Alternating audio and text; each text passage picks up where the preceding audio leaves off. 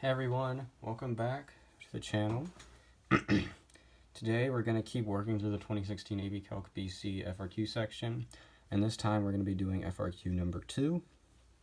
As always, I have it pulled up in front of me, and I've tried to copy down the most important information on this piece of paper, but obviously there's a graph and I'm not that good at drawing, so it's probably best to Google AP Calc BC 2016 FRQ number 2 so you can follow along to the best of your ability.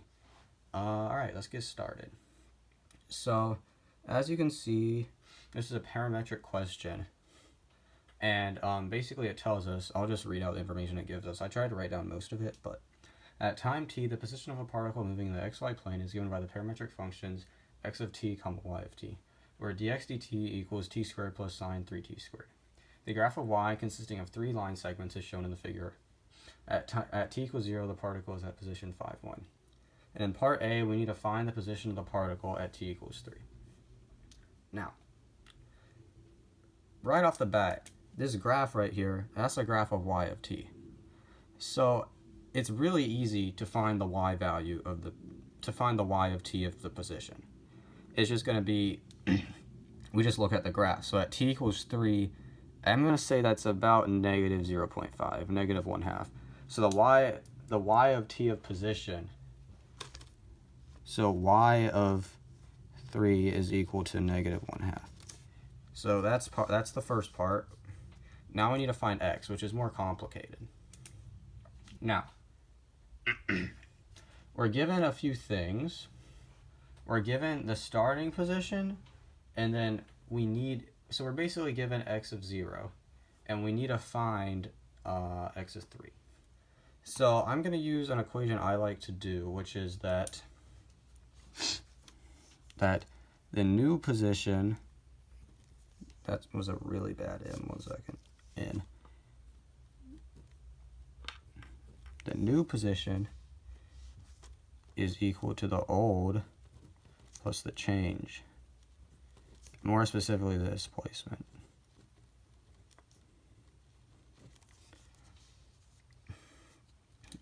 Okay. So the new position is given by x of 3, right? And the old position is given by x of 0 plus the change in position, which is the definite integral from 0 to 3 of the velocity, because if we integrate velocity, we get the change in position. And they give us the velocity, which is the dx dt thing. So of t squared plus sine 3t squared dt. So that's the equation we're going to need to use.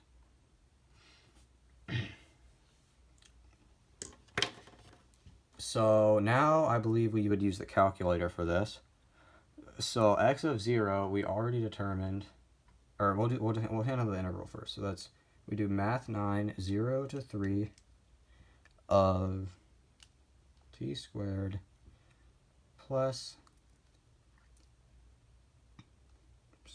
sine of 3t squared dt.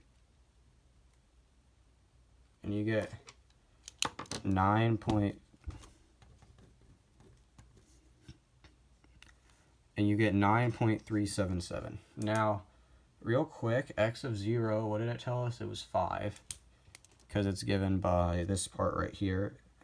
At t equals 0, the particles at an x position of 5. So 5 plus that change. So therefore, x of 3 is equal to 14.377. So then at t equals 3, its position is 14.377 and negative 0.5. And that's part A.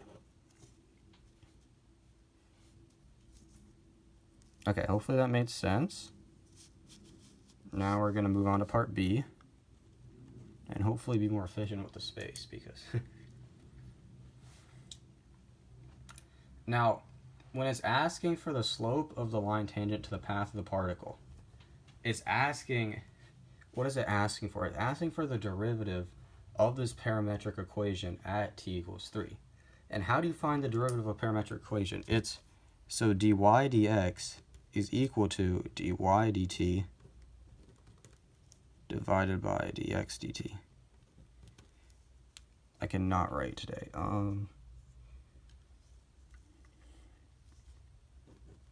Dy dt over dx dt.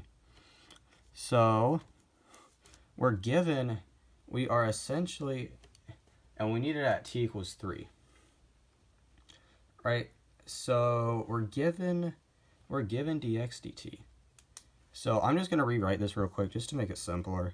So it's y prime of 3 over x prime of 3, right? So the x prime of 3 part is easy because we're given the equation for it. We just plug that in using a calculator. But the y prime of 3 part is a little trickier, but we're essentially just going to be using this graph right here. And to find y prime of 3, we need to find the slope of that line at 3. Lucky for us, it's a linear line, and we can find the slope by looking at, of this specific line segment at 2. So a simple way to do this is to just use points, and we do it the old-fashioned slope way. So one point I see is 2, -1. Zoom out, sorry. 2, -1, and what's another point? And 4, 0. So now the slope is y2 minus y1. I'll do slope equal 0 minus -1 divided by 4 minus 2, which is equal to 1/2. And you could also do that kind of by eyeballing it. So the slope, so y prime of 3 is equal to 1/2.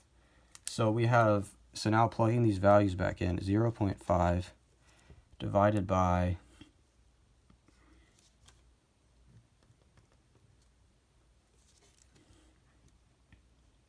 now we're going to use the calculator, and we're just going to plug 3 into the dx dt equation we got. So it'd be 9 plus sine of 27, which is 9.956.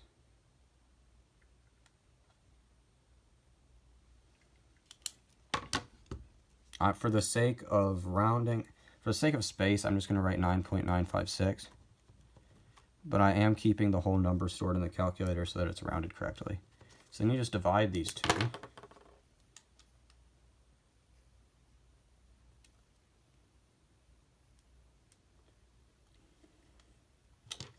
And you get 0.050.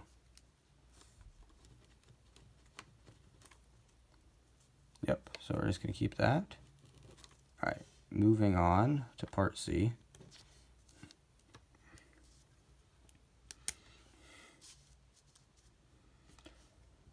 We're asked for the speed of the particle at t equals 3. Now, the speed, what is the speed? It's the magnitude of the velocity. So that means it's essentially the length. The length of the velocity vector is how I like to think about it. So we're going to need the distance formula, which is something that you should probably just know, that speed is equal to the square root of dx dt squared plus dy dt squared. And so we're just going to rewrite this again. The square root of dx dt is x prime of 3 squared plus y prime of 3 squared. Hopefully that's readable.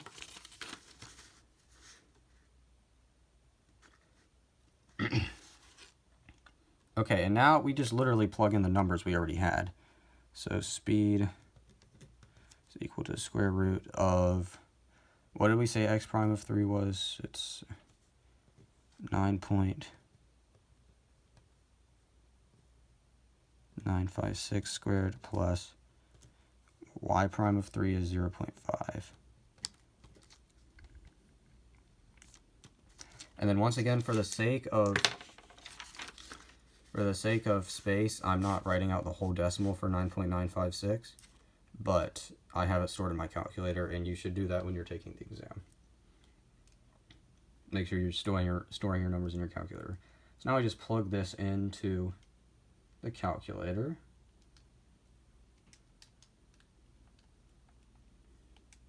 And then we get 9.9689. So we're gonna round up to 9.969.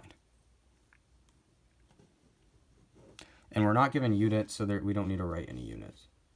It's fine how it is. Okay, now the last part of the question, part D.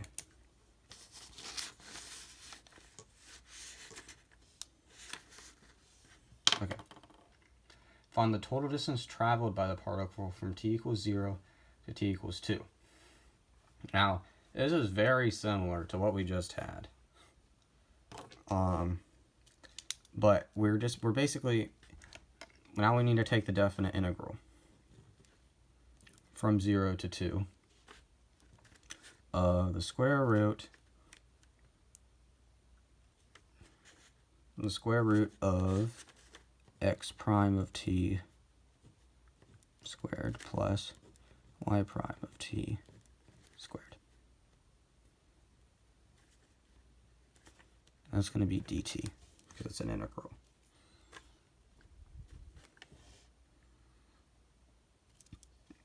Okay, so now something important to keep in mind is that y prime of t is going to vary based on the interval you're using. So we really need to write two separate integrals. Now, where should these integrals be split? Zoom in. If you look at this graph right here,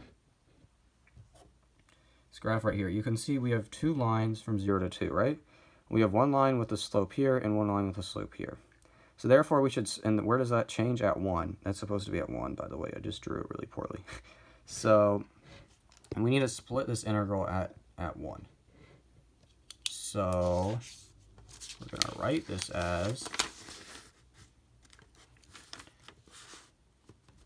equals the integral from 0 to 1, the square root of x prime of t squared plus y prime of t squared dt plus the integral from 1 to 2 of the square root. This pen is getting on my nerves.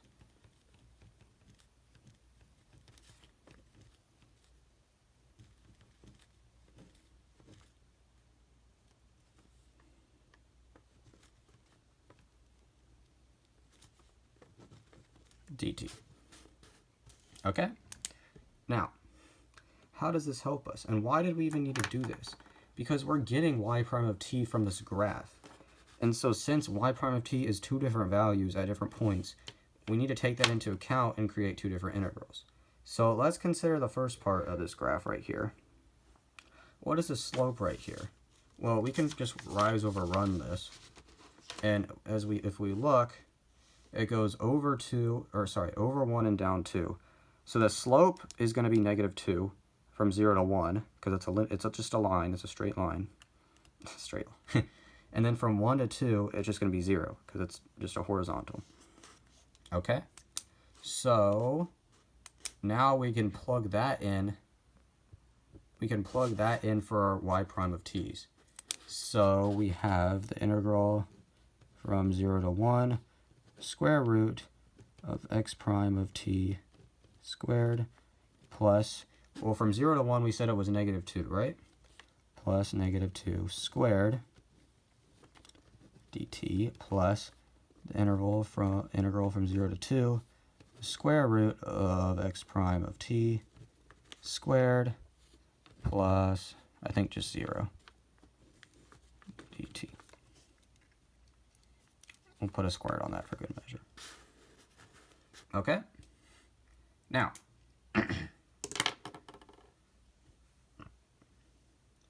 Now this x prime of t thing, this x prime of t squared thing, I would just, now I think we can go to the calculator. I don't know if you can see this. Okay. So x prime of t, we already decided was this. So I think basically x prime of t is equal to t squared plus sine of 3t squared. So we're just going to put that in for x prime of t. And then, of course, since it's a calculator, we have to use x's, but it's the same concept. From 0 to 1, x prime of t we said was t squared, but it's an x, but it's representing a t. It's just because it's the calculator.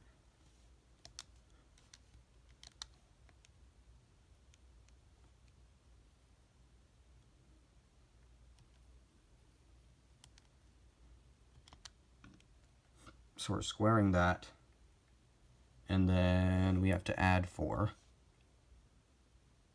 Oh wait, I forgot to take the square root of all this. My bad. 1 second, real quick.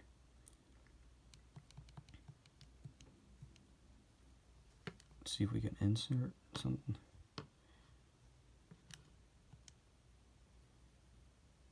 Okay, wait, that's just some technical difficulties. 1 second.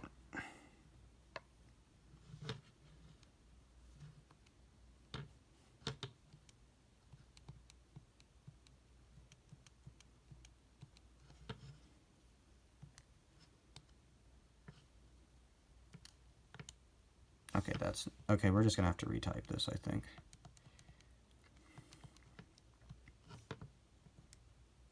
Okay, 1 second. Okay, we're gonna math 9 0 to 1.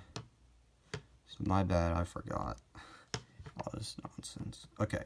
Now what is it? It's x squared. Remember, this x is actually a t plus 3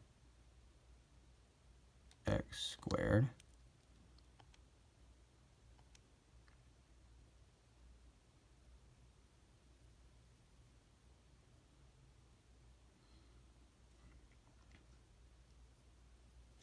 I think this has to be squared, sorry, squared plus negative 2 to the 2, which is 4. Okay, that should be right. I really hope it is.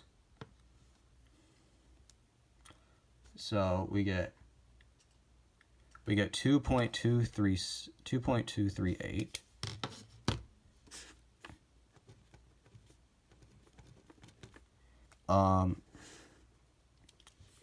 That's a plus sign. 2.238 plus, and then once again, I'm storing the actual value in the calculator, but I'm rounding here. Plus, now we do it again, put from 0 to 2. I believe we can take a shortcut here, because that just doesn't exist. And it's going to be from 1 to 2. I think I said 0 to 2 earlier. I meant to say 1 to 2. Okay, so it should just be this. And you get 2.112.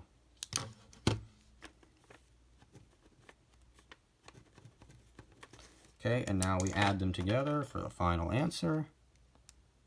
That, oops, throwing right now, that plus that. And we get 4.3498. So that goes up to 4.350. And we're not really given units, so that's just it. All right, so that's it. That's AP Calc BC, I think 2016 FRQ number 2. Thank you for watching.